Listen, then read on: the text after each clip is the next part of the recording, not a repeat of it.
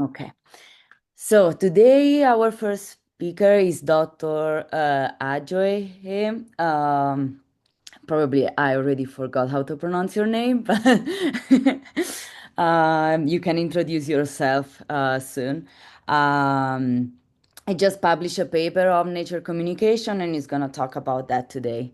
So the floor is yours. And please give a brief introduction. Can you see my screen?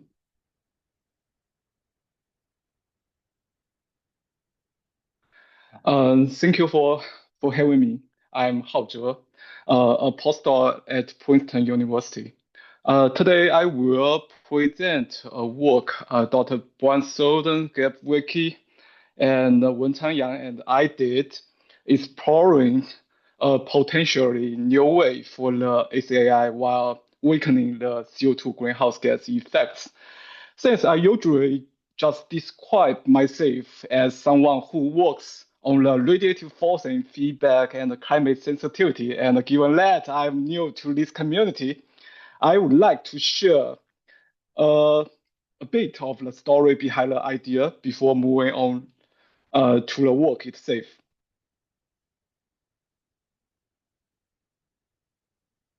So we came up with this idea while working on a paper about the state dependence of the CO2 forcing. So the key finding from this work is that the strength of CO2 forcing, showing the y-axis, depends strongly on the upstratosphere temperature, showing the x-axis. A warmer stratosphere uh, corresponds to a weaker CO2 forcing. So this relationship is pretty evident in this scatter plot here. And after uh, a major volcanical eruption, such as Pinatubo, a noticeable drop in the CO2 forcing is found in the time series of the quadrupling CO2 forcing simulated by the historical base day. This occurs because the volcanic aerosol reflect additional solar radiation, which warms the upstratosphere through absorption. So this stratosphere warming in turn significantly reduce the radiative forcing from CO2. Since volcanic eruptions are often considered as an analog for the traditional SAI with scattering aerosol. It made me wonder where the parts of the resulting surface cooling by traditional SAI due to the weakening, comes from a weakening of the greenhouse gas effect due to the upstratosphere warming. So this further led to a discussion: can we deliberately warm the upstratosphere to reduce the CO2 greenhouse gas effects? So Dr. Brian Soden took this idea a step further by proposing the use of absorptive aerosol in the upstratosphere to directly counteract the CO2 greenhouse gas long-wave forcing, something reflective or scattering aerosol cannot do, or at least not efficiently. So here I show the schematic for both traditional SAI and the approach we propose in construct to the traditional SAI, which deploy the scattering aerosol to reflect solar radiation and directly cool the surface. Our method is a bit more counterintuitive and indirect. It uses absorptive aerosol that absorbed solar radiation and warm the upstratosphere where CO2's long-wave radiation can escape to space most effectively. So this warming increases the emission of long-wave radiation to space and thereby weakens the greenhouse gas effects. In other words, the method works by redistributing the solar radiation absorption within the atmosphere instead of having more absorption in the troposphere or at the surface where long-wave radiation has difficulty to escape to space. We shift the absorption to the upper stratosphere, where the outgoing long wave can pass through the atmosphere much more transparently. To illustrate how temperature change in the upper stratosphere most effectively influence on the outgoing long wave radiation, I show the, the sensitivity of outgoing long wave radiation to temperature perturbation uh, within the within stratosphere spanning from like 100 millibar to the 1 millibar.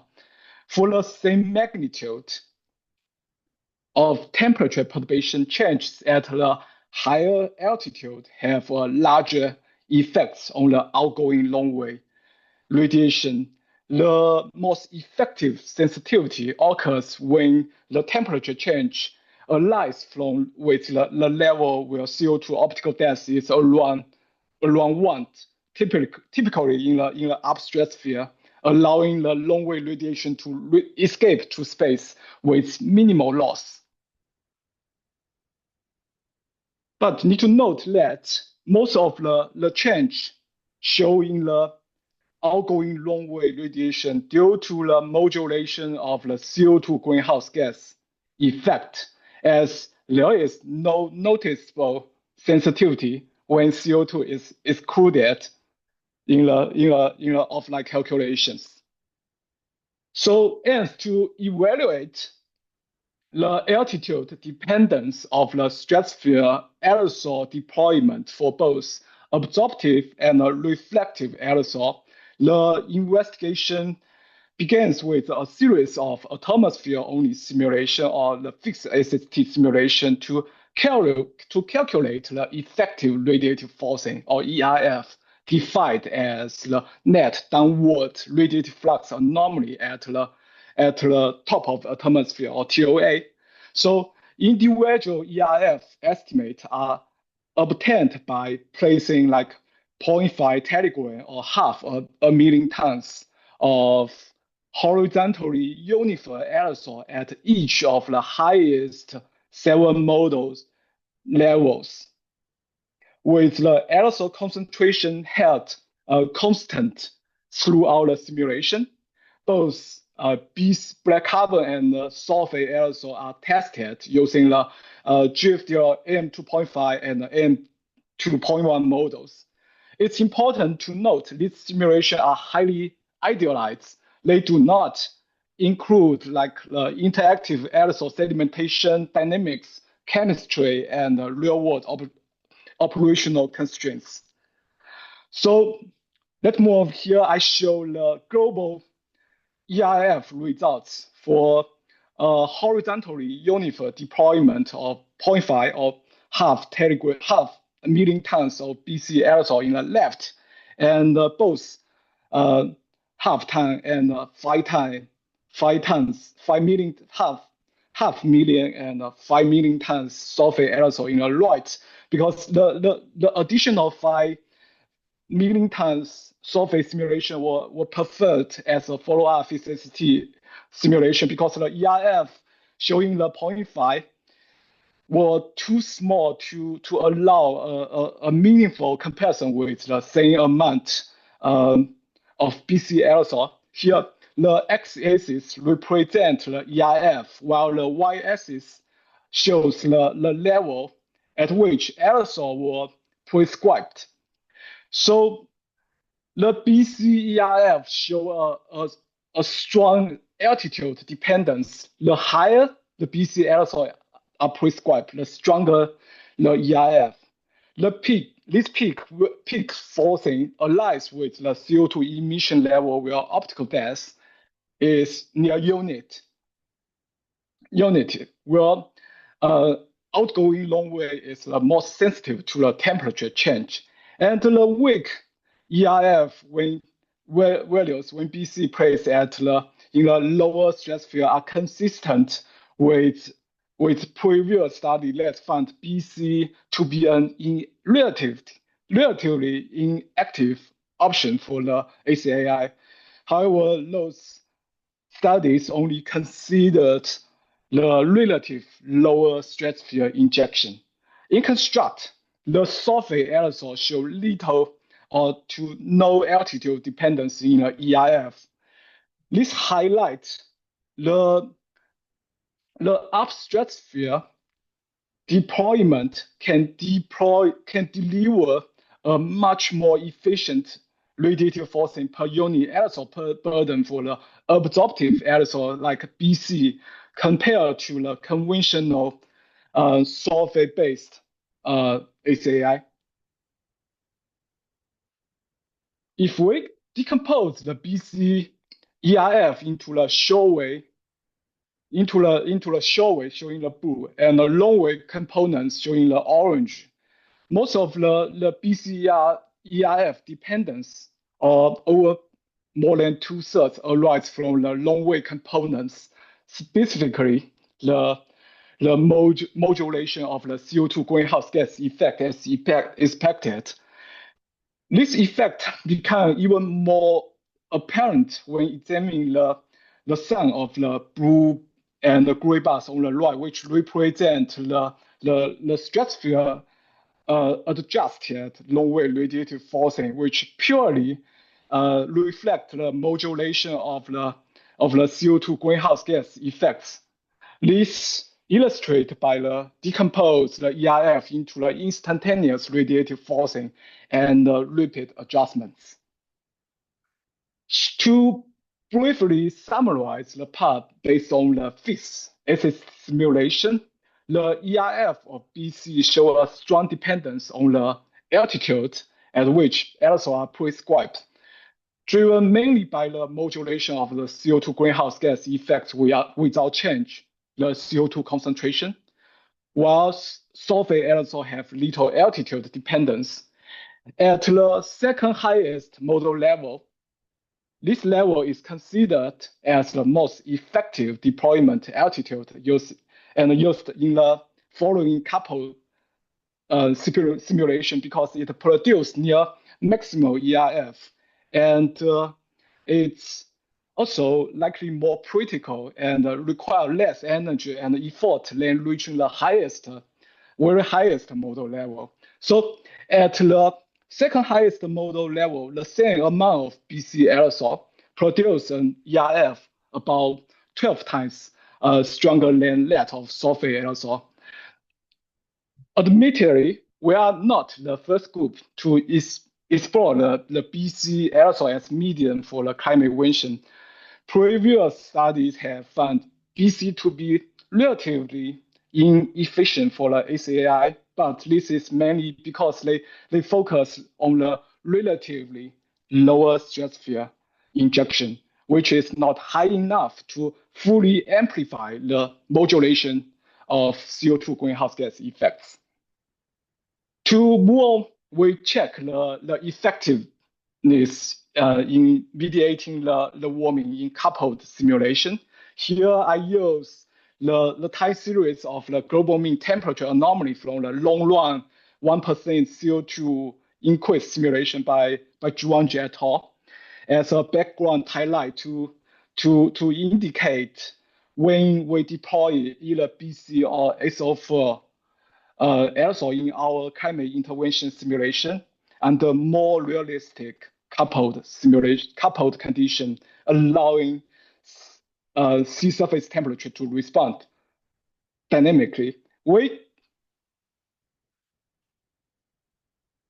conduct the simulation at pre-industrial CO2 concentration, which make up most of the results showing below, as well as additional experiment initialized from both non-equilibrium and equilibrium doubling CO2 states.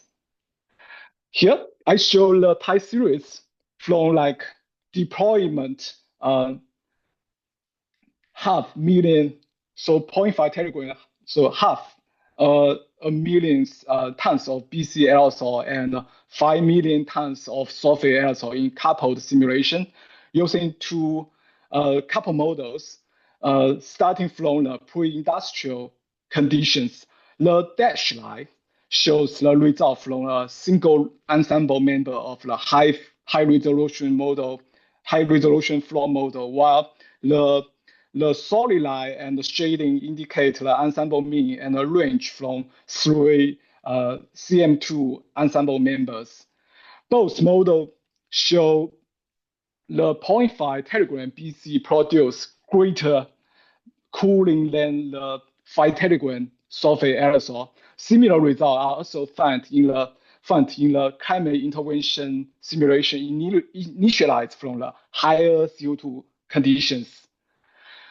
Based on the Gregory plot showing in the right, the flipped TOA energy imbalance versus the flipped surface temperature anomalies, the similar regression slope showing the bottom left indicate both experiments show comparable climate feedback values or the similar climate sensitivity. So given the similar feedback, the stronger forcing from the zero point 0.5 teragram BC results in the greater surface cooling. Consistent with the stronger cooling from the zero point 0.5 teragram BC simulation, a larger decrease in precipitation is also found in the BC simulations. It's due to the identical hydrological sensitivity or the similar rate of rainfall reduction per unit global mean temperature change. So given the identical sensitivity, the stronger cooling in 0.5 teragram BC lead to a greater reduction in the global rainfall in BC simulations. To summarize the results from the coupled simulations, so with similar feedbacks, the stronger BC forcing produce greater global mean cooling than the conventional sulfate aerosol deployment. And our idealized couple model results show that the upper stratosphere BC can reduce the global temperature up to 10 times more efficiently per unit aerosol mass than conventional sulfate deployment. And given the similar hydrological sensitivity, this stronger cooling from BC deployment also result in a larger decrease in the global precipitation. As expected, the maximal atmospheric cooling closely coincides occurs with the location of the aerosol layer for both sulfate and the BC aerosol. Although BC aerosol generates substantially greater warming due to their higher absorptivity, just shown in the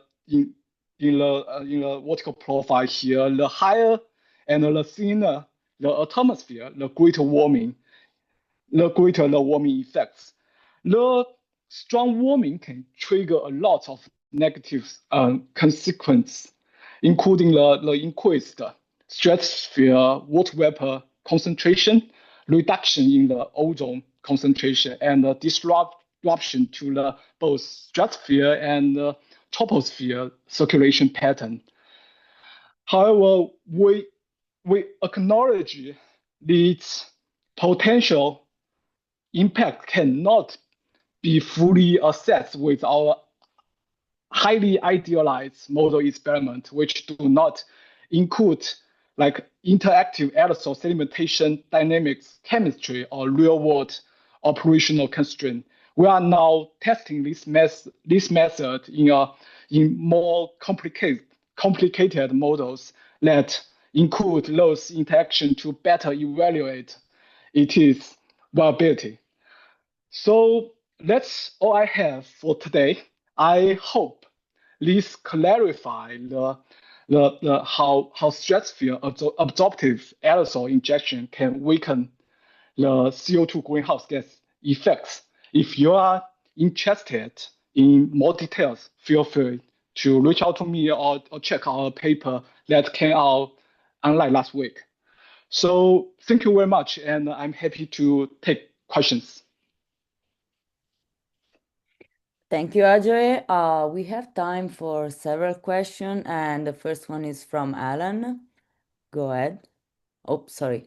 I muted you. Sorry. Ah. Okay, thanks very much.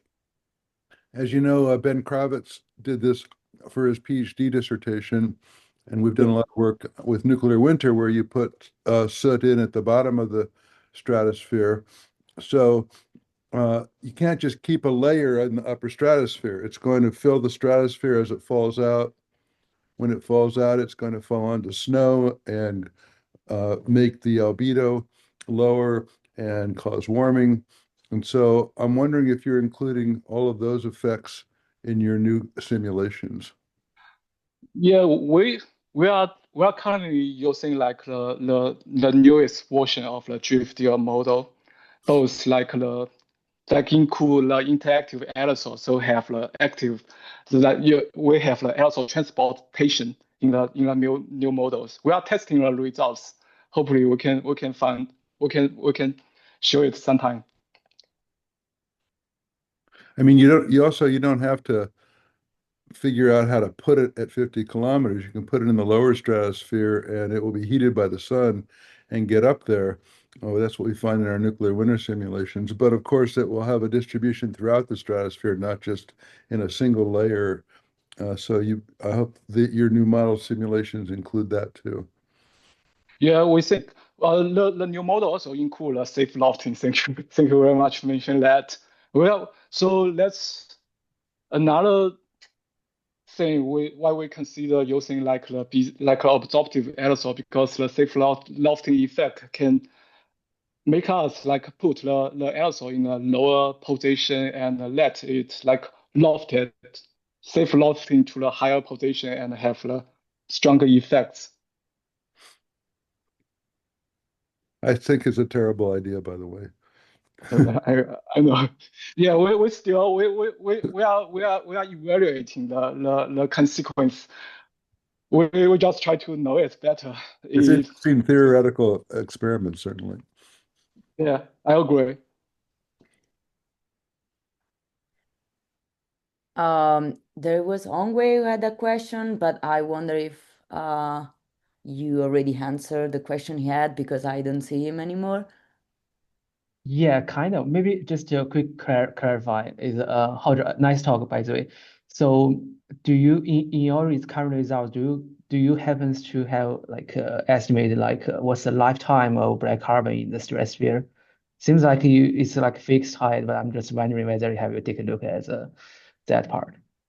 Uh, Good question. I didn't clarify it because for the color work, it's more like very idealized simulation.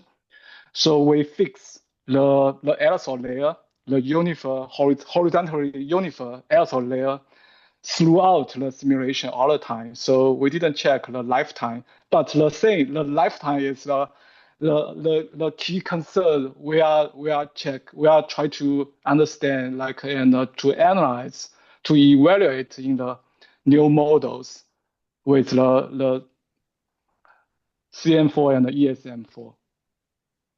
Yeah, sounds good.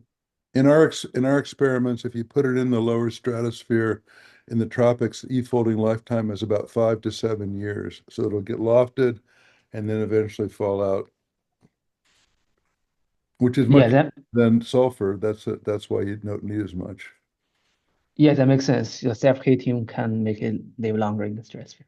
Thanks. Uh, Thank, and I may have.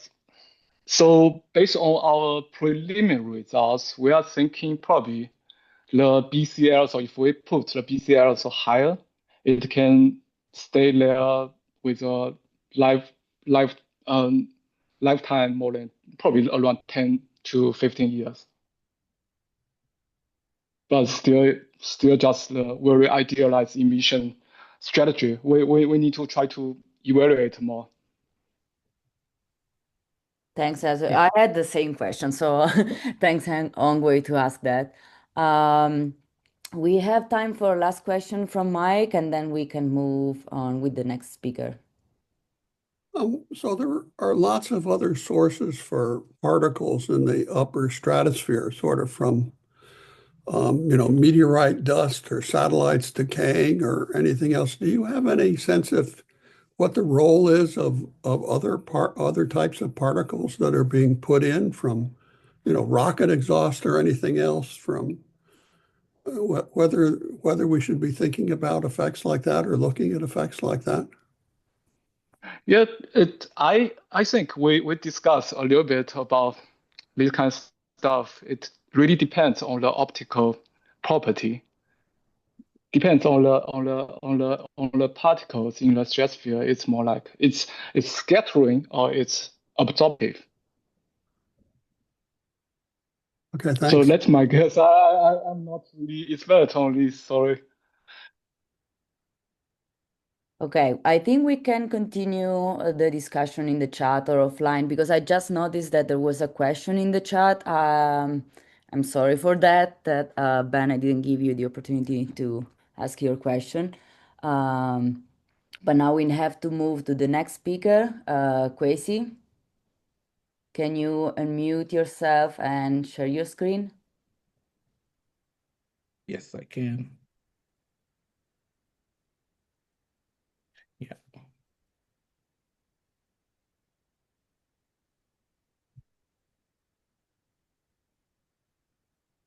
Okay, can you see my screen now?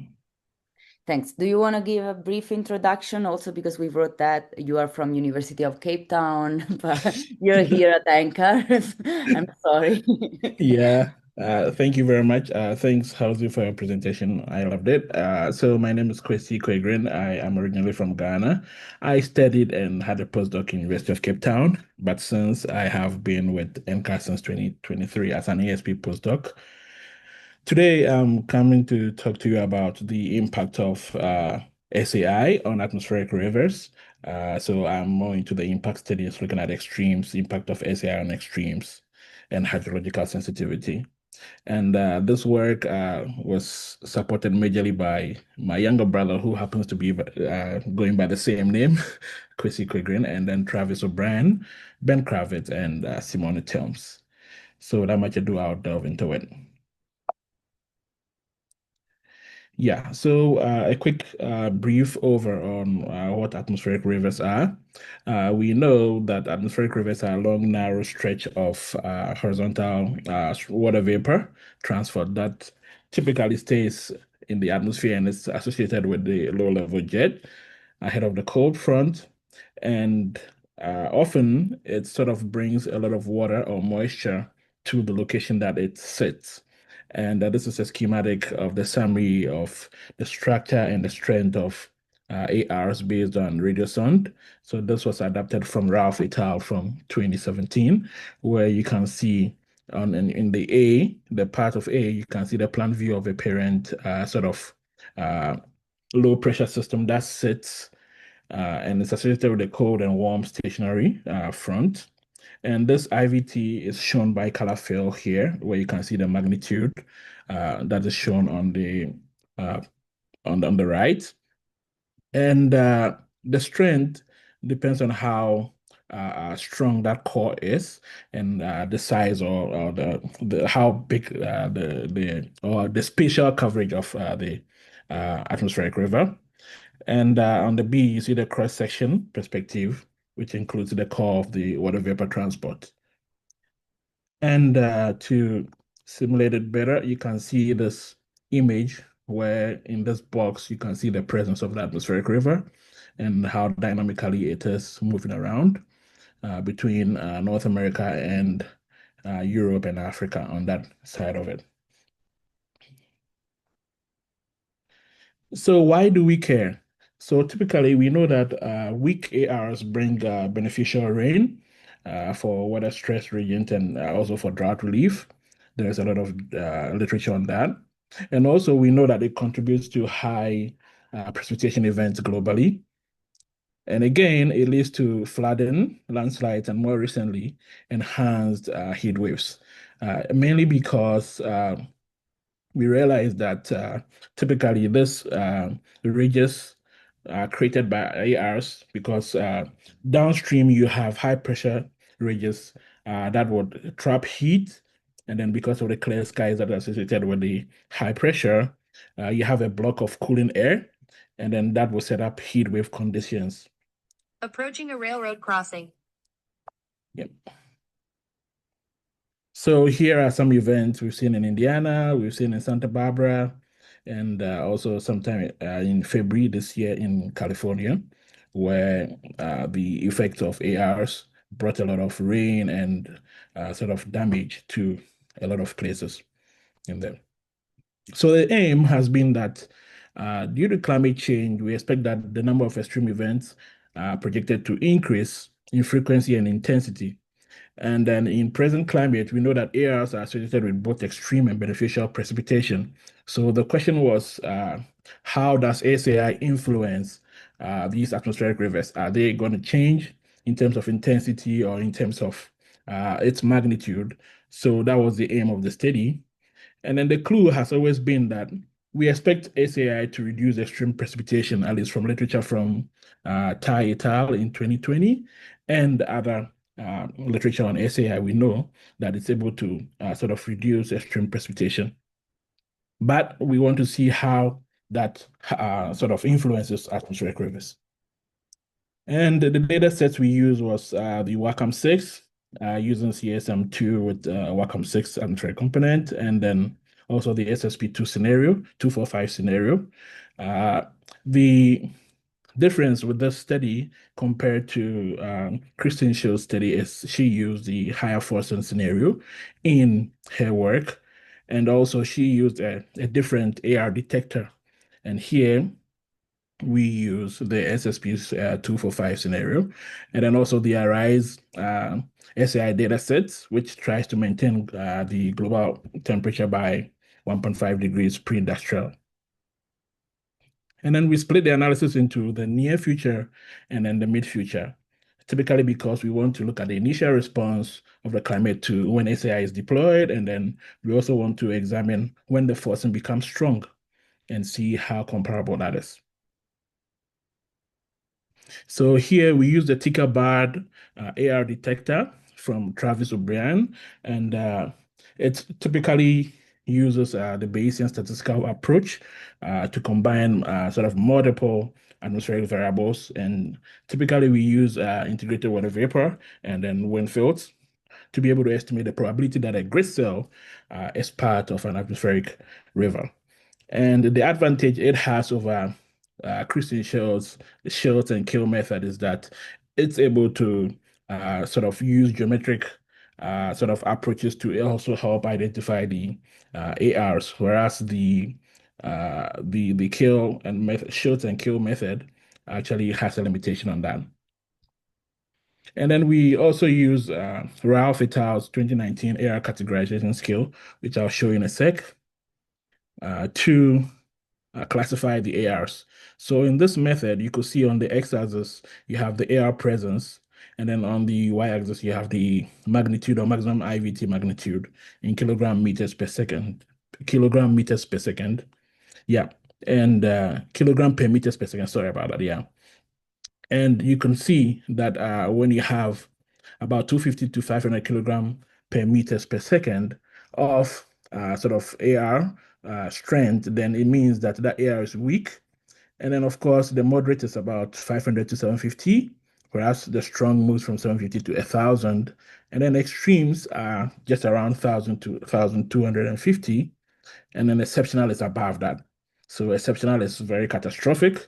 And we term the moderate as typically transitional from the weak to moderate, and we term it as mostly beneficial ARs. Of course, they can be hazardous depending on where it sits.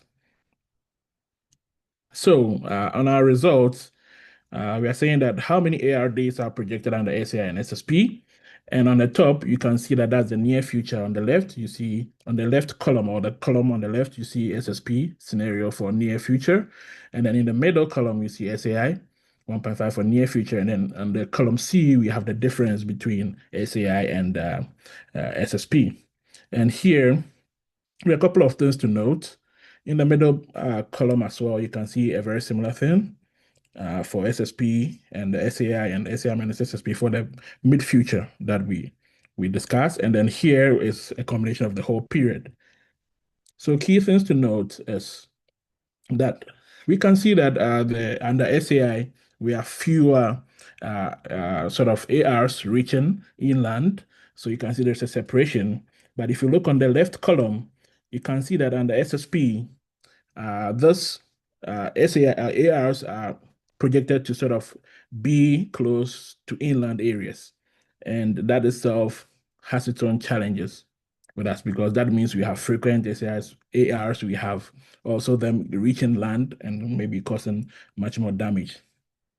So when we sort of take out or when we normalize or we find the absolute difference between SN and the SSP and the warming, we can see that there are a higher number of ARs within the oceans and the SAI, which I highlight here. Most of the ARs are found in the ocean areas, which may be good and maybe sometimes detrimental to drought stress regions. And then we go on to see that, again, ARs are restricted to the mid-latitudes and the SAI. So clearly, under SSP, there is a slight shift in latitude, which is broader as compared to the under SAI. And that is one of the things that we wanted to highlight. And again, we wanted to say that how does SAI affect the AR categories compared to SSP? And here we can see that under SAI, there is a decrease in the number of category 4 to 6 events compared to SSP in the Northern Hemisphere. So this means that we have likelihood of having a much more beneficial ARs occurring under SAI compared to SSP. And the categories are displayed on the bottom right, Cat 1 to Cat 6.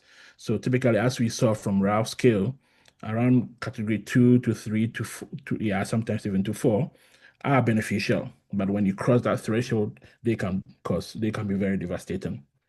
And again, we also see that number one, category 1 events increase in the Southern Hemisphere. And that is also something that we should be aware of. If you look at the right side of the plot, that is what is happening there. And again, on the longitudinal distribution, you can see that there's presence of category 1s, 2s, and 3s much more prominent as compared to category 6. So altogether, we say that SAI reduces the number of extreme ARs but rather increases beneficial ARs in both hemispheres.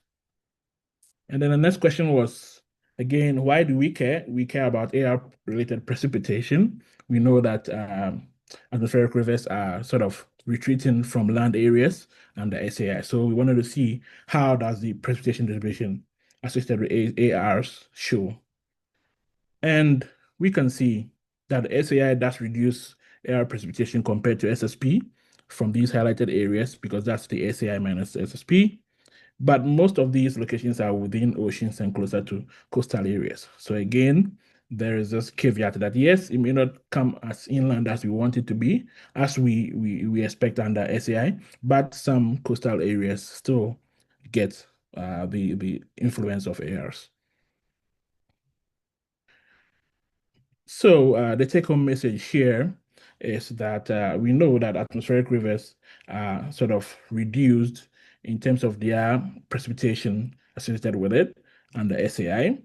And again, we see that it significantly curtails the frequency of high-impact and catastrophic atmospheric river events.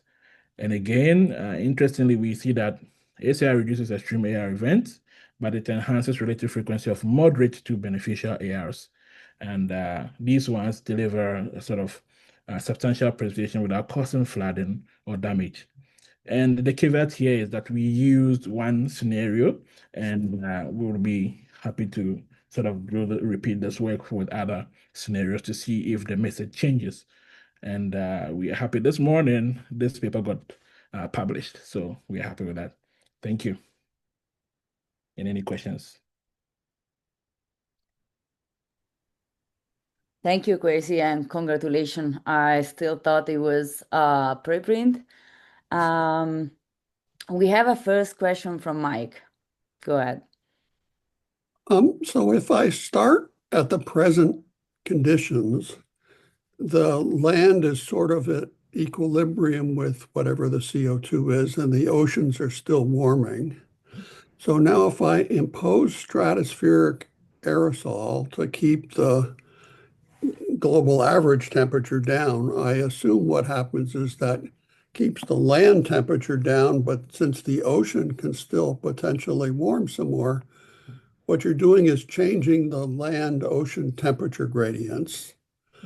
And so that is it that doesn't lead to a pulling of the atmospheric rivers onto land. I mean, is it a change in the land ocean temperature gradients that occurs under SAI compared to where we are now? What leads to less penetration of the atmospheric rivers onto land?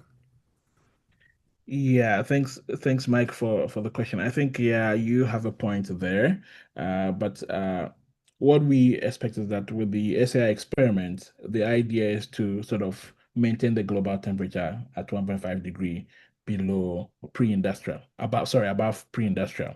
So there's gonna be that gradient in there, but we are thinking that because of the way that atmospheric rivers form. This does have an influence because the scenario will have its own warming as compared to the SSP and as compared to the historical period. So yes, that is possible to happen. Yeah. Yeah, I mean, so the atmospheric rivers stay strong over the ocean because the Yeah. ocean's still pretty warm. Yeah, It gets exactly. Yeah. warmer than it is now, even. I mean, it would just out of curiosity to be interesting to know if one kept the gradients and the pattern the same, but just the temperature of both was down, if it would have the same kind of effect. Interesting. Thank you. Thanks. I don't see any other question.